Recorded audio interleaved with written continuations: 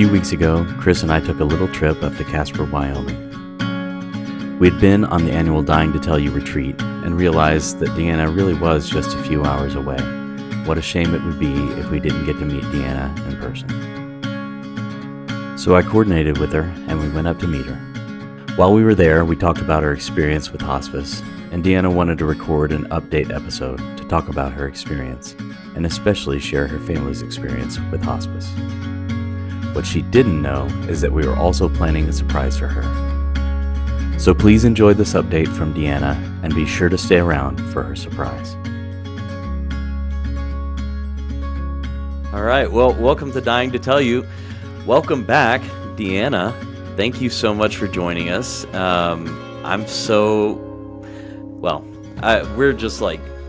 friends now, because, we were friends before, but Chris and I came up to see you, and now this is our second time doing a podcast together. And who's this with you? This is my husband, Oren, and I agree, we're friends now. So yeah. We're friends now. Thanks for coming to see us. And this is my husband, Oren. We have been together for 20 years. So 20 years together, just kidding. 20 years together in October. It'll be 20 years married in August. So we've been together, I feel like, for a long, long time. So he's my friend. That is a long time. He's your friend. Good. Welcome, Warren. Thank you. Thanks for joining us. So I guess, the place to start really would be to say that, when we talked before, it was that in August? August or September. So I want to say it was about a month after, hospice transitions was recommended. So I think it was September. Right. Okay. So you were in hospice at the time. And now you're in an inpatient hospice facility, which is where we met you, which is great. And so maybe just talk a little bit about how that's been for you. Sure. So the last time that we connected in September, it was about 4 or 5 weeks, I think, before that hospice transitions was recommended for me. And I actually, and I don't know if you knew this or not, I didn't make the jump right away. So I held on to my nurse and my caregiver that I had at the time. And the reason why was because my nurse had been an ICU nurse for like 20 years. So I kind of felt like she already had like enough of the understanding of hospice for me. And there were still a lot of things that I may have been, what's the right word? Maybe, is it naive? Probably skeptical. Maybe skeptical. That's a good word for it, I think. I didn't see some of the things that the doctors saw, if I were being honest. And sometimes I still don't, right? They show me the data, but I'm still over here having parties. And so, I don't know. It was, I think, true. It kind of is, right? Yeah. So I didn't feel ready to make that jump yet.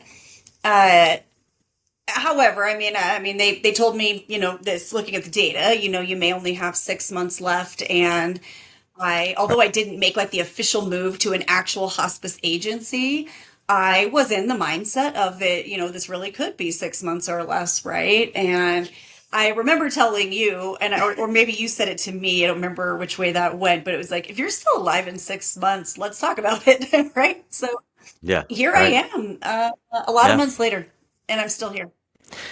Yeah, well, you said that your nurse told you she thinks you got one more good Christmas in you, and you were hoping to make it through Christmas. Right. And I'm not a doctor, but it seems like you made it through Christmas. I did. You're still alive. Still here. And it's well into March. Yeah. So good job. I might even have like one more good cruise in me. So if we get closer, maybe I'll join them. So funny you say that, because today what is she? The human resource director of Central Wyoming Hospice, where I'm inpatient, she had come down to visit with me today, and she said, Deanna, the day you got here, you were really sick. And And of Yeah. course, part of our conversation was about the fact that I've lost more weight.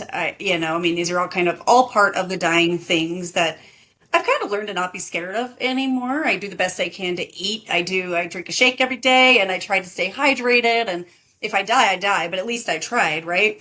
So Yeah. anyway, we had this great conversation today, and she said, but Deanna, when you got here, which was January 17th, she said you were in pretty rough shape. And so in between there, and I guess I should throw that in there because I did mention that I didn't actually go all in and Right. jump on board with hospice when it was recommended to me in the fall of 24.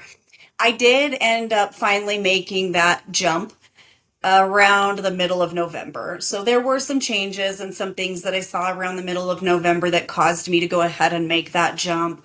And I think, we were really doing at that time, like one more good Christmas than you, Deanna. And I ended up losing a niece on December 6th unexpectedly. So here, I'm living this hospice life, and my 20-year-old, very medically challenged, by the way, niece passed away. And I ended up getting aspiration pneumonia right after her funeral. And I thought that was about the time, Cody, that I was like, I better make it through this Christmas because I'm not sure my family can handle that much.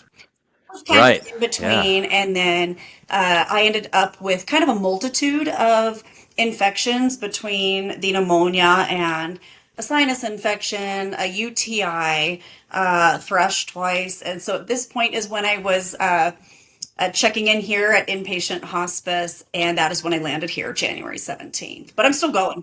Still Yeah. I mean, yeah. You look great. I appreciate that. And it seems like you generally feel pretty good. For the most part, yeah. And I mean, we partied when we were there. That was pretty fun. I want to ask because Oren, when we were there, you were just so appreciative of the inpatient facility and the transition of going from Deanna being at home to being in a facility. Obviously, there's trade-offs there, but overall, it seems like a positive move for you. Can you tell me a little bit about how that's been for you? Yeah. So they have been amazing here. When we first got here, nobody wants to put their spouse or family member in here. You want them to be close to you all the time. And it was hard for me to put her in here. Honored her wishes, obviously. She didn't want to be in pain, and she didn't want to pass away at home. So this was kind of an easy step for me to make that decision. When we put her in here, they instantly were like, treat this like your home. And I'm like, are you sure? Yeah. And I mean, we can decorate it. They want us to use the living room, the kitchen. We've had family dinners here. If we tell them, they go the extra mile and set it all up for us. All we literally have to do here is love on her, because they care for her. We just got to love on her, Right. Which is amazing, because at home we'd be doing both.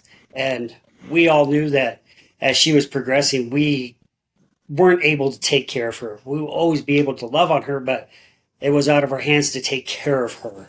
We weren't meeting her needs, especially with like the pain and medicines. And, I got to work. The kids got school. They got work, and that was my biggest scare probably here was like, man, it's hard to be in the house without her. It still is. Yeah, sadly. Oh, I guess I'll add to that. Yeah. Sadly, I know that we do get. I've cried every day for like the last 30 days. I'm going to promise myself not to cry here. So you can cry if you want to. Men don't cry. Yes, I do. Sadly, we waited until it was emergent, though, and I think that now that we know that is something that we can share a little bit more about the benefits, because it unfortunately became an emergent situation for us, and I really wasn't able to breathe. I couldn't get out of bed. And at that point, we were realizing that, we were kind of fighting the state on getting paid caregivers. And I mean, I'm so mad like about that because the day that they got our caregivers approved for payment was the day I checked in here. You're like, that was 7 months of my life that I will never get back. But anyway, Right. I hope somebody fights it. We've met with the mayor of Mills since then. We'll see what she does with it. So we'll see if they'll do something with that. But it was unfortunately emergent, and I think that we could probably be uh, maybe an encouragement to others who are considering inpatient or outpatient. And coming in on an emergent situation, you also you don't know what you don't know, and that's what I look back on myself, and we probably both look back and just say we don't know what we don't know, right? And it did become an emergent situation. However, it was also one that when I was making my decisions, it's something I think is really, really important to hear, especially being terminal for anybody who's terminal. It's very important that we make our own decisions. And I think most people feel that way, but it's important that we make our own decisions for our end of life and then ask our family to support us. And that is what my husband did. So the Yeah. original plan coming in, though, I'll be honest, was the 5-day Medicare respites. Respite. So, I don't think it felt as scary when we were getting here. I mean, I know I was in bad shape, but I don't think it felt as scary because I don't think we really knew it was going to be permanent or like for forever, right? Like, Yeah, I just that day I brought her in here, she was really bad. That was on a Friday. She was bad Saturday and Sunday. Um, Monday, they're like, "Hey, we need to probably review Dee Dee, because your 5 days are coming up." And they had a big meeting in here. She was present, but she was not present. Right. She was pretty drugged up. And did you even record it though? Like, that's how you find the fun stuff. No, nobody knows to turn the camera you were on. just sitting there snoring. That's all you're doing. There had to be something funny. I missed things. But we had a group in here, and they were on speaker on a couple phones, and then we had the room pretty much full, and it was unanimous that she needs to stay. The care that they're giving her here cannot be matched at home. Their biggest fear, obviously, aside from Dee Dee, was like, "Are you guys okay with it as family?" And I'm like, "No," because I need her with me. But I was like, "Oh, I totally get it." They addressed it in several ways. Like, "Hey, we're here for them. All you got to do is come and love on her. The staff will love on her no matter what. It's open all the time for you. I mean, I stay here, give or take 3 or 5 days a week. Depends on if she wants me to. She gives me the little sorrow cry, and I won't lie. There's been a few times he's gone all the way home like 30 minutes, and then I've called and I'm like, I want you to come back. Yeah, That's so It sweet. has some tough days.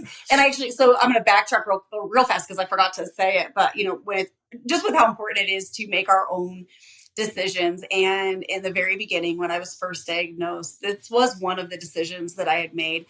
I told my family, because I know some families are like, I mean, that it's like grandpa said, don't you dare put me in, no nursing home. And people don't. And instead they stress and they nearly kill themselves trying to take care of people, of their loved one. And I was very open about that. And from the day one, I said, you guys, if I can't be taken care of at home, and I didn't know if that meant wiping my butt, rolling me over in bed, medications is what it turned out to be in my case, right? I mean, the amount of medications I'm on right now, I can't have at home unless I have a full-time nurse. And so whatever it was, I was open with my family enough to say, if you guys have to put me into a facility, you need to put me there. And I never wanted my family so stressed out that they couldn't take care of me or couldn't figure out how to work and take care of me. And we were kind of in that situation right then. I mean, that morning I wasn't able to get myself out of bed and the caregiver wasn't there yet. So it's obvious we're already starting to hit that, hit that rhythm. Yeah. Yeah. I mean, a couple of things about this, one is right. Obviously you needed that level of care that you weren't getting. And there's that trade-off. I mean, Oren, obviously you it was emotional for you to even talk about it now, about her not being in the house, right? And that's really, really difficult. And there's that trade-off of life goes on regardless, and you got to work, and you got kids in school and kids in the house, and all this other stuff going on. And this inpatient hospice really, I mean, we say it all the time, but it really is true. It gives you the freedom to just be her family. You don't have to be the caregiver. You don't have to be the nurse. You don't have to do any of that. You just show up, and you can be there as often as you can, and you just get to be family. And I think that's really valuable. Obviously, there's a trade-off. Yeah, even when we put her in here, you still have that little bit of caregiving going on, like she'll get up and I was like, oh, I can drain her catheter, I can get this. And they look at me and they're like, Yeah. sit down, love on her. This is my job. And you're like, okay, We still have to do it with my daughter-in-law too, because when she's here, she's a CNA, so only she can do it the best, So we let her do her thing when she's here. So yeah. But well, like I said, we live 30 minutes away from Dee Dee, and to be honest, everybody that's come to visit Dee Dee says, hey, you look much better than when you were at home. And we're like, well, yeah, a lot of the stress is off her too. She's not depending on us to show up. She's getting her meds when she needs it. She's getting the help. It's just a button away. That's something that couldn't be done at home. Family-wise and friend-wise, this is like, hey, you're right here in town. So people are constantly in here every day, all day. When she was at home, we rarely had visitors, and if we did, she was laying in bed sleeping or she was not feeling good. At least here, she's feeling good. And it's just a joy to see her talking with friends and family. And I mean, it's like, it's kind of back how you were. It's just we're in a different place now. In a hospital bed. Yeah. To be honest, though, we've had some nurses concerned at times. So I know you can't see it. Like right here in the middle, like is a tiara. So I won the tiara. And so the first few days that I was here, you got to grab it. I mean, I won the award, the tiara, for the most guests that they have ever seen a hospice patient have. And sure. You know what, though, I want to get the word out about that, because I mean, I've heard of see that was mine, and that was like I won that fair and square. Anyway, there's people in and out the door. I mean, to the point where there are some nurses that have come to me with concern about me not resting enough too. So, I mean, I've heard it on both ends, and well, that's when you kind of get the mom voice from them. I do, yeah, because she's a people pleaser. Mm-hmm. When somebody's here, she's got to talk. Feels like she has to entertain. They come, they know. Yeah.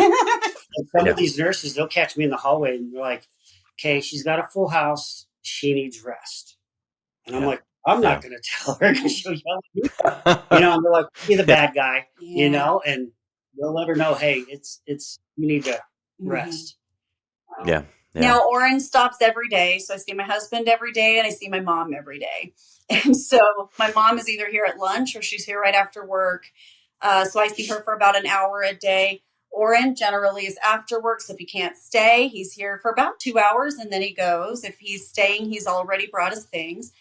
We have the living room. We go down and we play cards with friends all the time. So we love playing games. Not that I'm like looking for guests. We have a lot of them already, but if you like to play games, I didn't say that out loud. I just won't give you the address. But so anyway, I mean, even my sisters. So we have a big family. My family, including kids, is like 25. Like just our direct family, like sisters and the cousins.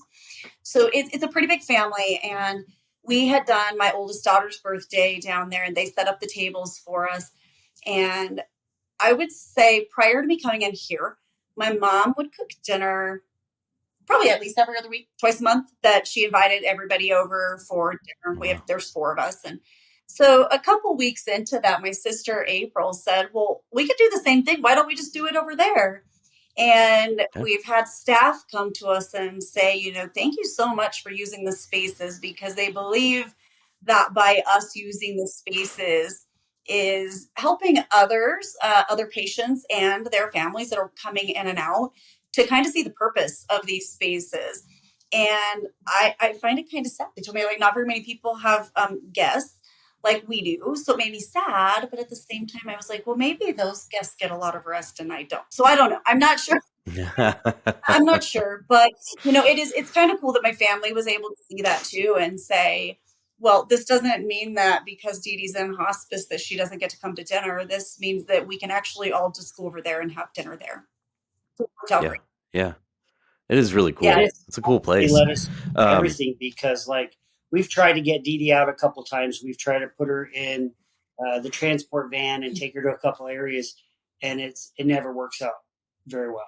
She gets really sick, vertigo, she pukes, and then she's down for a full day after that. But Yeah. by having friends and family and doing stuff out there or going to the other building, it gets her out. She's loving it, and it's not causing that issue. So that's a blessing. And now that it's going to be summer and it's getting warmer, we're going to be able to take her outside and Oh, a yeah. little patio and stuff. It's really pretty. So, I lost 2 friends this week, local.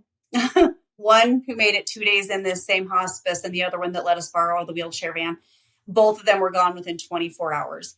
And the one did make it to hospice, but he got here the day before, and the other one wasn't in hospice. And I wouldn't say that they died because, they had ALS. They were, it's just weird. They both died within 24 hours of each other.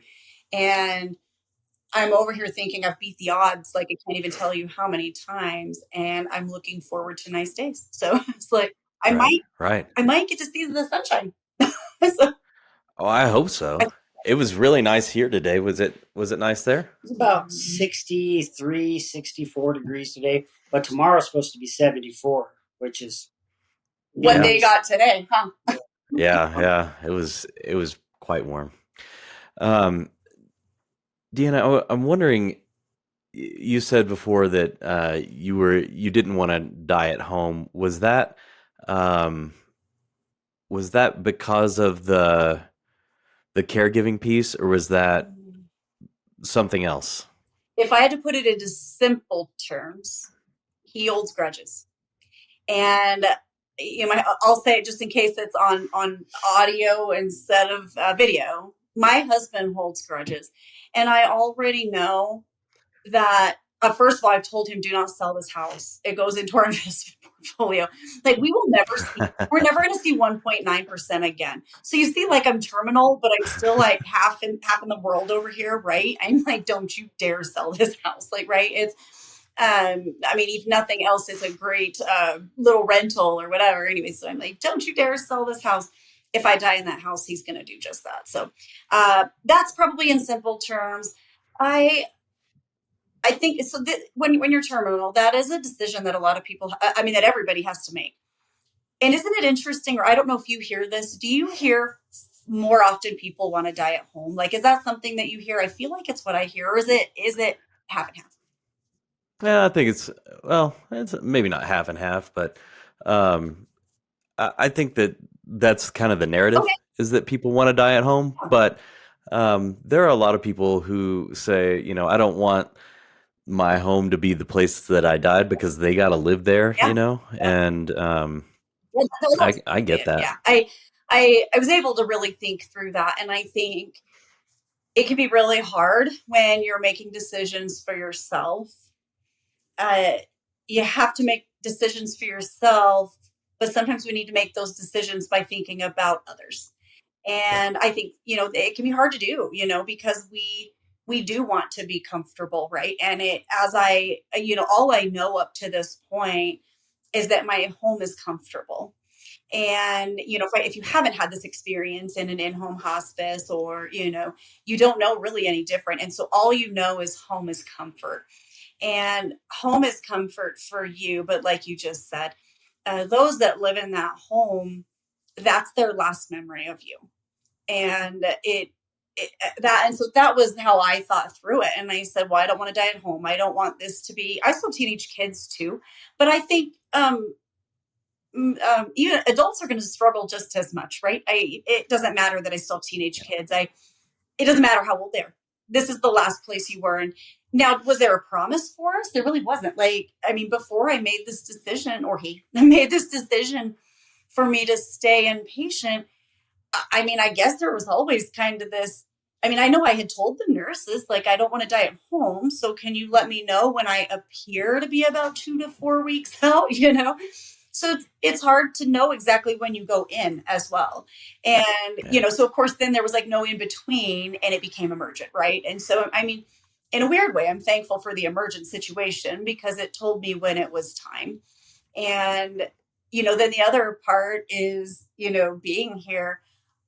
I mean, the care is so next level that I'm like, well, I've even joked with nurses, kind of serious. I'm like, what if we take some of these medications away? What would happen? Like, could I go home? And I want to believe. I guess I want to believe, and I know it's probably not how that works, but I want to believe that like maybe we can start to like wean off these medications, and I would go home fine.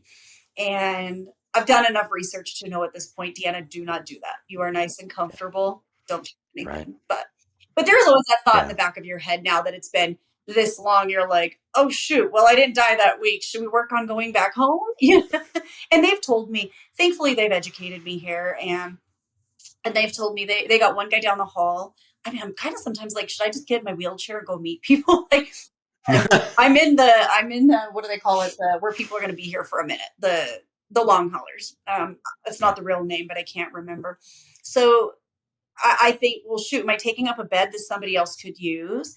And they have educated me to say, I mean, they've seen people be here a year and a half. They said some people come in emergent. We get them to a stable position and they live for a year and a half. I mean, so that could end up being me.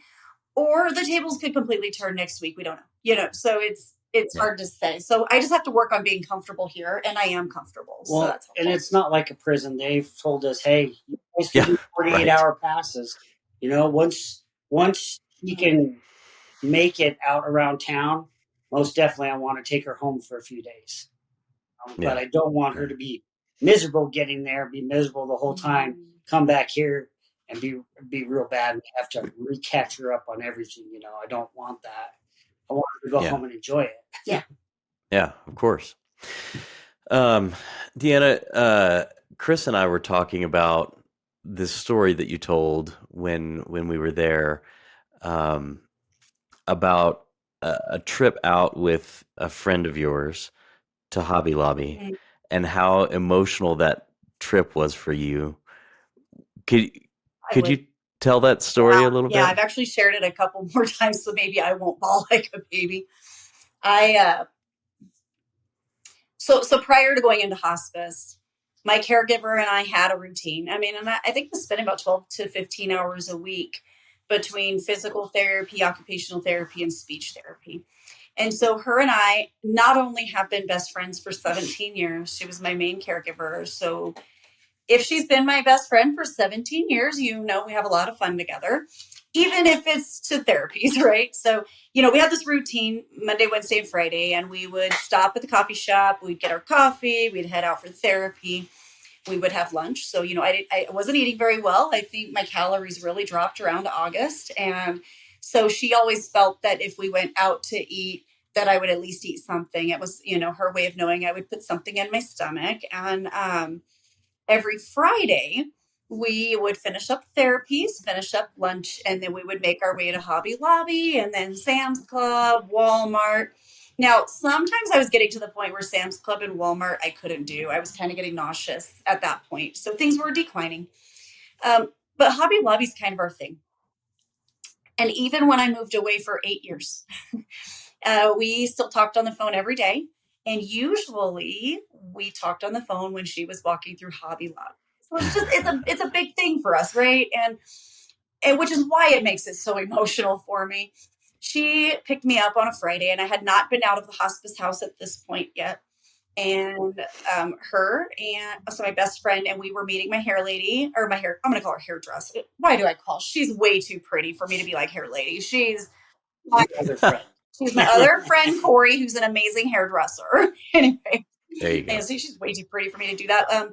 She met us over there, and I was getting sick to my stomach, and I had my coffee, and we're rolling around, and I'm rolling around. Sorry, they're walking. I'm in my wheelchair, and they're grabbing things and they're putting it in the cart. Oh, these flowers, I could put them right in the front, and the other one's like, oh my gosh, this chair is broken, but I'll save like $56. I could fix the arm on that chair, and we could pot some plants in this. Oh my God, I love the gnomes.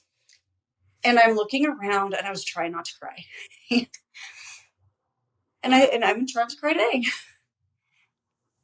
I looked around and I said, I don't need any of this. And it was almost like my whole world flipped upside down in that moment. And in a way I hadn't seen yet. Like I knew I've been terminal for a year, a little over a year, I can't tell you how many times I've been to Hobby Lobby and not even thought about it. Right? Like in this particular day, I realized, first of all, that I don't even have my debit cards because my husband took them. I here go on an Amazon shopping spree and hooked up on fentanyl and morphine. I didn't have my debit cards, but if I really wanted something, I could have Venmoed it to Deanna, but that wasn't the point. It's fair though. I didn't have my cards. I didn't need anything from there. Nothing. Right. And all of a sudden, I just realized how much in the world I don't need. And here's these friends of mine giggling and laughing, and I'm trying to be a part of what's going on without them knowing. I didn't cry till I got back. So but I threw up when I got back too. I got to bed, I threw up everywhere. And she said she saw, Deanna said I looked like I was getting nauseous in the van on the way back. And it was hard. It was almost like, when you have a terminal disease, especially a progressive terminal disease, and it's going to be progressive. Like, a year and a half ago, I was paddleboarding. A little over a year ago, I was walking. I can tell you right now, I can walk to the bathroom. It takes me quite a few minutes. But I'm mostly in the wheelchair, depending on where I'm going. And it all hit me that day. And I feel like when you're terminal, it hits different all the time. And you don't know what's coming. You have no idea. Pulling up into Hobby Lobby, this is something we've always done. Why right now? And it's because I know I don't have a garden this year. I don't have, I don't have none of that, and I don't need any of it. So that was a hard day. Right. A hard day. And I'm working on getting through. Like I said, I think I've cried every single day for the last 30 days. And, I've got my older daughter and her girlfriend. They work a lot. So like Oren said, I think you said it too, there's a lot of, the world has to carry on even though I'm here, right? Yep. And the bills still have to be paid. And that same goes for my older kids that live on their own. And I remember the other day thinking I hadn't seen my oldest daughter in about a week. And I texted her. And they're busy, that's probably all it was. But I texted her and I said, I promise not to cry if you guys will come visit today. And I cried every single day for the last 30 days. Like, you guys, and we can go there in a minute on the book launch day. But I mean, on that day, I was mad. Jesus didn't show up to get me. Like, where are you? I finished the book. Dear God, how much more? Like, I just ready to go home. So anyway, thank you for letting me share that again. It is very emotional. It was an emotion. Well, thank you for sharing that, because I mean, this on the podcast, I mean, obviously we're talking about death and dying, and it is sad sometimes, but there's a lot of people that have a lot of joy, and I really appreciate that. But you are so effervescent, joyful, and I think it's important for people to see that that being sad is okay too. It's okay. It's allowed. You're allowed to be sad. Absolutely. Yep. You are right. I mean, finding life and I think that's kind of where we went in our first episode, the ability to find life when you're terminal is difficult. I've met a lot that struggle, with this very thing. And sometimes it's weird because they'll come to me and I'm like, well, I'm dying too with you. So anyway, it feels weird, but you're right. And I think that's kind of the trajectory we took that time. And I think this transition into hospice has opened my eyes to, some harder days and some sad days. And you know what? I could be honest and say that sometimes they're happy tears too. I mean, they're not always sad tears. And I mean, just like the day that the book launched, I really thought, Jesus, I thought you were coming today. Like, what else? I know I've got this bucket list, but do I have to do anything else? Like, I'm ready, So, Speaking of bucket lists, I don't know if this is on your list, but I have a special guest here who's gonna join us here right now. Can I take a guess? Is it my favorite? Oh my God. Well, oh, this is so much fun.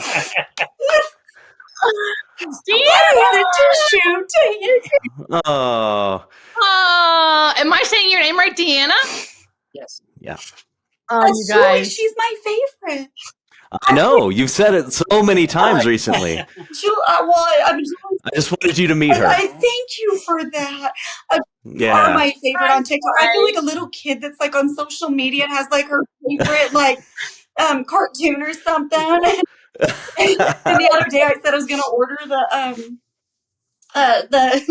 the journal, and I was like, I wonder if I'll live long enough to use it or I'll pass it on. Listen, girl, the second I get my hands on them, I have to take a picture of this. I just have to take a picture, Cameron. I'll be like, look at it, cheese. DD in pictures. No, you guys have no idea. How do I do that? Like, okay, Oren. I don't actually know either. Like, That's do it? Weird. Maybe we like. I cannot. So Cody, when you came on, I just have to say this really quick, and I know Julie, you're probably so busy. When you came on, you're like, we're friends now, and I almost said it. I almost said, you know what? You said you were friends with Julie too, not because you met her. I did. You did. I almost said it. I was like, then I'm going to be friends with Julie. Now you are. Yeah, you have been an inspiration. Now you are. And everything that I have learned about hospice and my encouragement and the reasons for decisions that we've been able to make. Like, you were the first one I found, and I have followed all along since, and I appreciate everything that you do because it really is educational and it helps a lot. Wow. Thank you so much. And really to hear, like, from what I hear anyway, you are on hospice right now, right? Yeah. Inpatient. Inpatient hospice. Yes. I mean, to me, it's so hard with a disease like ALS. I feel like when to know to make that choice. Yeah. It's such a hard disease to navigate, specifically that disease. So for you to be here on this podcast and just in your life, the way you're living your life, the way you're making your choices, it is going to affect so many people. Yeah. In such a huge way. So thank you for being willing to try to do it differently than most. When I was learning about MAID, which is not legal in our state, but I wanted to just, because a lot of people would ask me about MAID and how I felt about it. And I was nervous to answer without doing a lot of research, right? And that was one of, I guess I probably am a nerd and have, like, if you went through, I probably liked every single one of your videos. I am that person, but that is one. Remember you saying that if you ever chose to use MAID, that would be one disease. And I feel so blessed by, it's a stupid disease. It really is. But I feel like I've been blessed with the respiratory onset because I don't, my arms and my legs are affected, but not to the degree that most. And so I feel blessed that, sadly, I'm going to lose my breathing first. And I may even walk myself to bed the night I die, which I consider a blessing, most likely. So I was like thankful for that. But I was also thankful for your help in that and saying, you're like, that is one disease. That is one that I would, I'd be out of here quick with that one. Yeah. Yeah. So hearing that was okay for you? I mean, just being like an honest conversation, like that wasn't hard for you to hear that, like, you know what I mean? Like, that wasn't a gut punch. It was a gut punch. It kind of was. Yeah. And I did a lot of research, right after, because I'm a researcher anyway by nature. And I have to learn everything, whether I need the information or not. I don't know why. I just like to learn.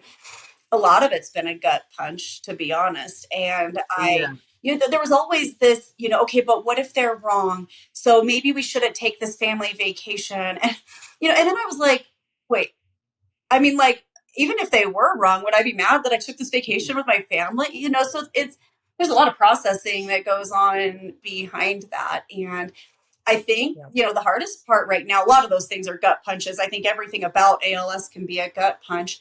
The hardest part is not knowing. Like, you put 100 of us in a room together and none of us look the same.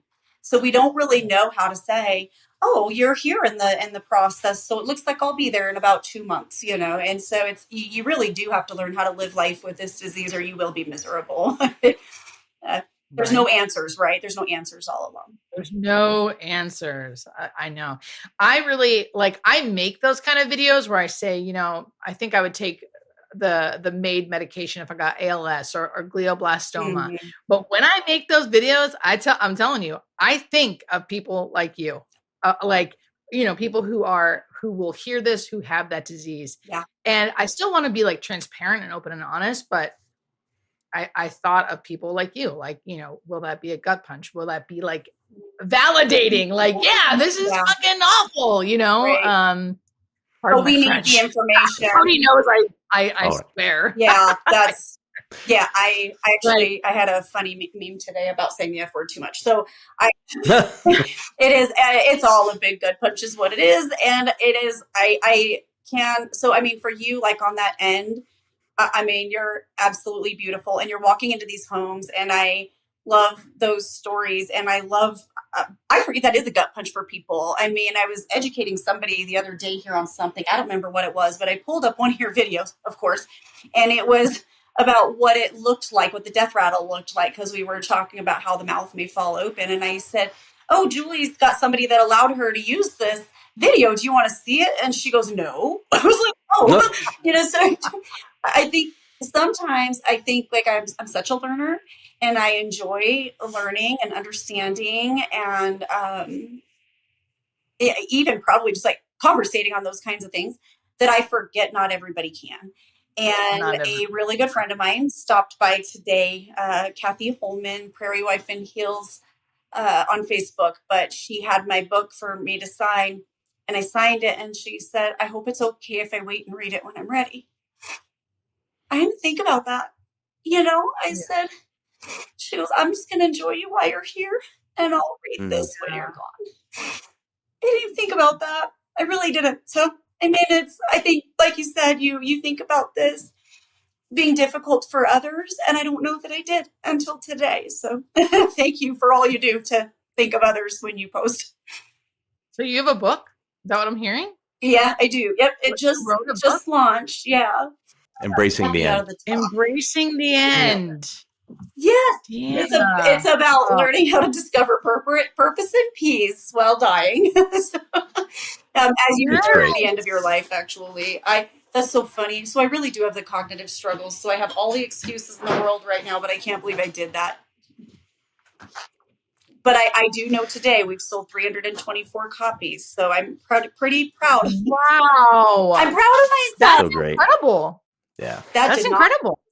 Yeah, no, that's a lot of books. Yeah, I was like, yay. Anyway, I did find a lot of purpose and peace through this journey, and I can be honest and say it's not a fake purpose and peace. It's just who I am. And of course, I get those comments on TikTok that can't really be you. And I'm like, well, the thing is, it was always me, right? These are characteristics that were always me, and I do struggle with what is to come, but also I'm not surprised by it. So, I understand that part of my faith, that I wasn't surprised by the fact that one day I'll leave. So it wasn't a surprise either. But I had this bucket list, just like he said. I can't believe it because there's the real hospice nurse, Julie. The real one. I wish I could be there, actually there. He hears about you every day. Every day. That was the bucket list. Finishing the book was a bucket list item. that was done. So I'm not going to lie that I cried a lot and I didn't want to finish it. So you understand that. Wait, and is this your husband? Is your name Oren? Yes. Yes. Oh, nice to meet you. Yeah, he hears about you every day. He's not joking. So. Every day. You're like, enough. I've seen enough real life actively dying videos. Okay. Well, I love them. I don't care what anybody says. This, like Cody, it made my day. And it's just funny that right when you picked up, you were like, these are my friends because I went to Wyoming and saw them. And I was like, you know who else is his friend? Julie. Yeah. Wait, so you live in Wyoming? Now I don't have to. Yeah, no, you don't have to. But that's where you live, Wyoming? Yep. Yeah. I've never been to Wyoming, but I feel like I would love it. I'm a country girl. At heart. Even it's though really windy. So don't come here on purpose. And if you do come, you come between like April and October. Yeah. Okay, it's better then. Okay. Yeah, very windy. It's very windy, very snowy. Very windy, snowy. Okay. The day you guys left was very windy, actually. It was very windy. Yeah. Oh, Cody, so you've met her in real life? Yeah, we drove up and saw them in the hospice facility. That's what I was like. We're friends now. I was like, I know Eddie's friends with Julie. That's where I got that from. I was like, well, now that he came to see me, we're friends. And I also watched a video where he saw you a couple times. Yep. Yeah. I think you guys it's so back, so yes, we're all friends. So now we're all friends. Right. Now we're all This friends. made my day. You have no idea.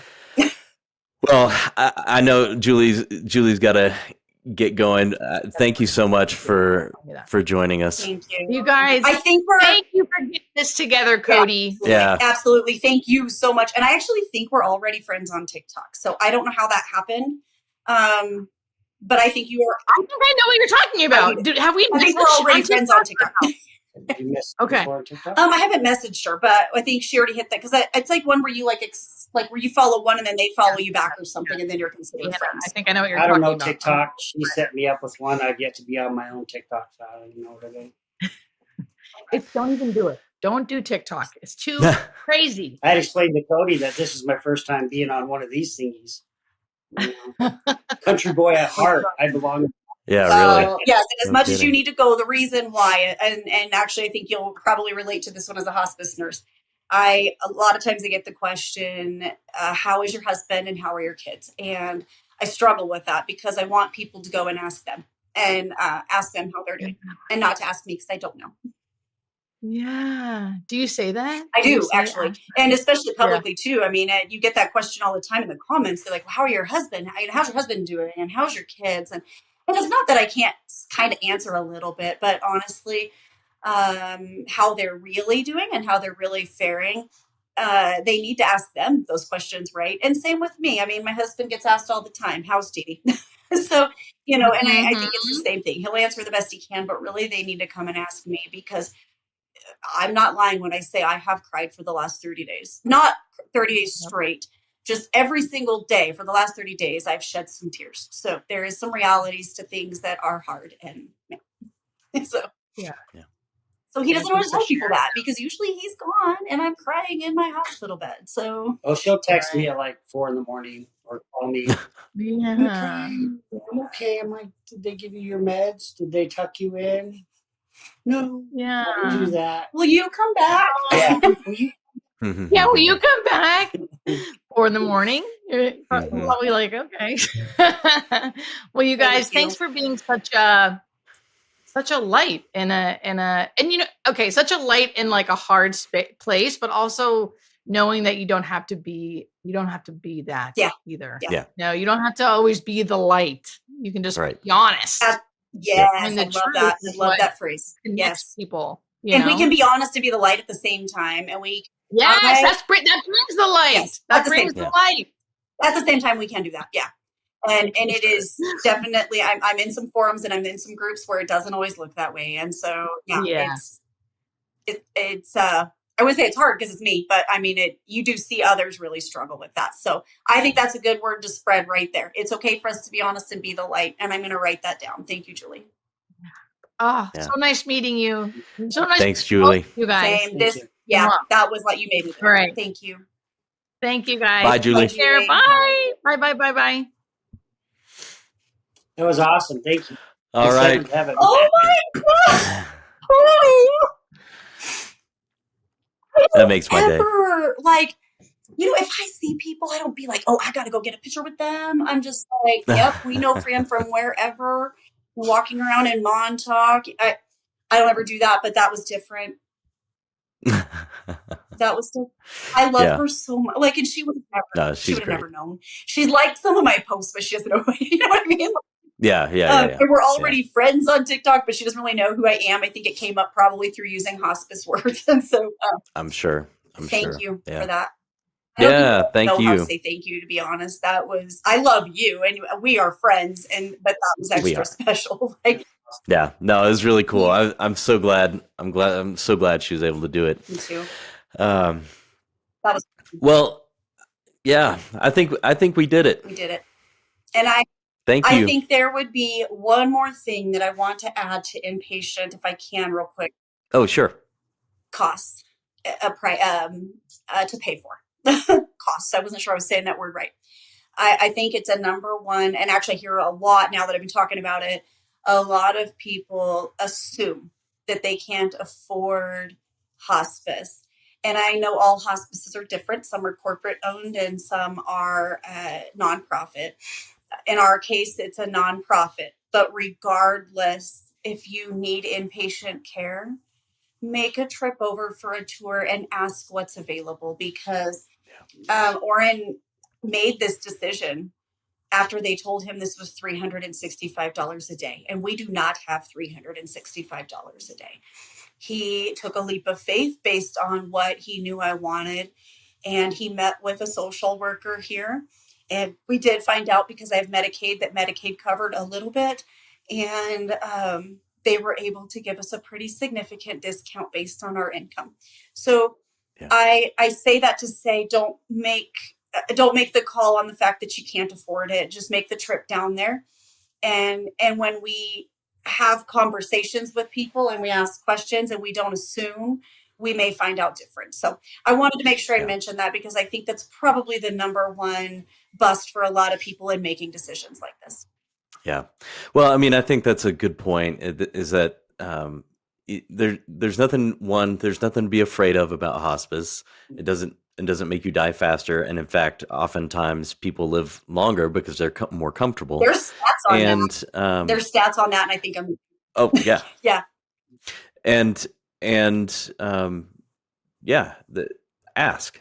You can't, maybe it's true that you couldn't afford it, but maybe it's Absolutely not. So it's worth exploring, if and when the time comes. So I think that's a good word. I think that's exactly it. And also to say too, that it's not for everybody. We understand that. And while we wanted to be able to share the benefits and the perks of inpatient hospice, it doesn't mean it's for everybody. And so I am on TikTok and Facebook, and now that I've been here for 3 months, I'm happy to answer questions about what I know about inpatient. And if people are just wondering, what is the first step they take? What is, now that we've walked through this, we came in on the, we don't know, or we don't understand. And so now being on the other side of that, we're happy to help however we can. And again, thank you for the work that you guys do. I know I say it all the time, Cody, but your work is so important, because everybody will die. So what you guys do to help people find that safe space for death and dying, I've said it a million times, you guys, but I'll say it one more time for this episode. It's important and it's needed. And I'm thankful for what you guys do. Well, thank you very much. And thank you for being on again, taking time out of, these important days to come and share, with all these people about hospice. And I mean, people like you and they want to know what's up with you. So thanks for joining us so much. Well, and we'll be friends until then, but if I'm still here in 6 months, it's gotta be a reason. So let's check in. Well, yeah, we'll do it again. I'll check in with you anyway, but if I'm still here in 6 months, pray for me, because I have to you know what? When you were so not scared of dying, you're like, Lord, come on. But if I'm still here in 6 months, for sure. We'll catch up. Oh, we'll do it again, for sure. Yeah. All right. Thank you to Deanna and Oren for sharing a little about your hospice experience. As much as Central Wyoming Hospice has been a support for Deanna, I know that Deanna and her family have been a pleasure and a gift to those working there. A huge thank you to hospice nurse Julie, who was, as always, so generous with her time. You all know that Julie has a book out and a new journal available for pre-order. Deanna also has a book out called Embracing the End. It's inspirational and grounded in the joy and humor that Deanna brings to everything she does in life. Find the link to order her book in the show notes. Season 3 of Dying to Tell You will begin in June, so subscribe on your preferred podcast platform and watch for more Dying to Tell You news in the next 2 months. We have more Caring Perspective episodes coming out, as well as a new project that we're excited to share with you. So, more to come. As always, thank you for supporting this show, thank you for honoring these people, and thank you for hearing these stories. Thank you for listening. This is Dying to Tell You.